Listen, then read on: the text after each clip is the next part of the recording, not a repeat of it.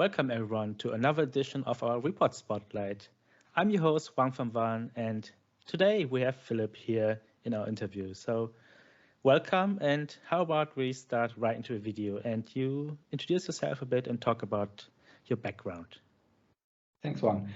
Yeah, so my name is Philipp Wegner. I'm a senior data analyst here at IoT Analytics, and I'm mostly focusing on market forecasting, market sizing, surveys, and other data-related analysis. And I have a background in economics and market research.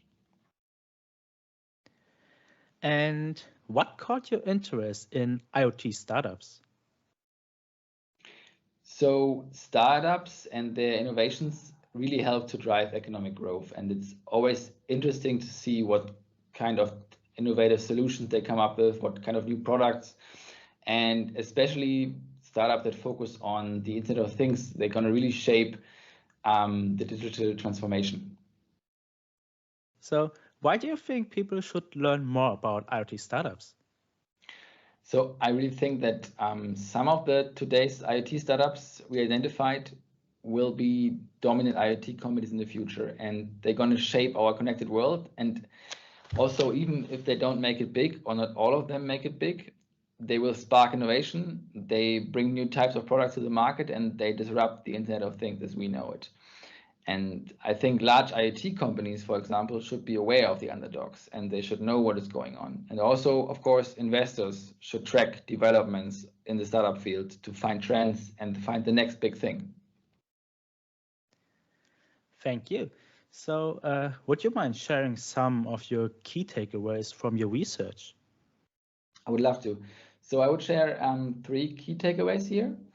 First, some numbers maybe to start with. We identified more than 1,200 active IoT startups, and that is again an increase from the last report and database, the last time we looked at this in 2019. And another finding we had is that the number of new startups actually per year decreased a bit and stabilized around and a bit below 200 these now. And we saw very much higher levels in 2014 and 2015 that we call internally the golden years of IoT startups. And another key takeaway might be that most of those startups we identified focus at least partially on software. 77% of the startups focus on or have a dedicated software offering, and about 45% offer IoT hardware, while less than 20% offer connectivity or IoT services.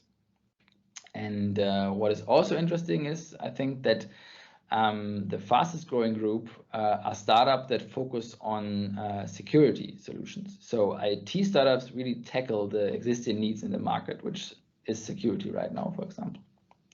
And finally, the last and third key takeaway from me to share today is that startup funding decreased strongly in Q2 and Q3 2020, which of course was related to the pandemic downturn and the resulting uncertainty in the market. And that really hit the IoT startups. However, in Q4 2020, funding increased to more than $370 million US. And that even led to the fact that in 2020, total funding into IoT startups was even higher than in 2019. So we saw an increase even during the Corona times. Thank you for sharing your thoughts. So this marks the end of the video. If you are interested to find out more about IoT startups, feel free to check out our blog on IoT startups. You can find the link in the description down below. And if there are any other questions, then feel free to reach out to us through our website or on any of our social media accounts.